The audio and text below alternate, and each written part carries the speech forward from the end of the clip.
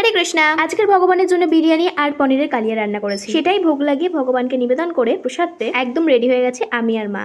তোমরা কি জানো আজ কোথায় যাচ্ছি? আচ্ছা আমি বলে দিচ্ছি কোথায় যাচ্ছি। আজকে আমি যাচ্ছি লেক মন্দির অর্থাৎ ইসকনে। মেট্রো রবীন্দ্র সরোবর থেকে নেমে সরোবরের 5 নম্বর গেট দিয়ে একদম লেফট সাইডে গেলে দেন রাইট সাইডে গেলে ওখানে যে কাউকে জিজ্ঞাসা করলে তোমরা দেখতে পেয়ে যাবে একদম ভক্তিবৃন্দ গীতা একাডেমি। তোমরা একটু গণিতাকে দর্শন করো।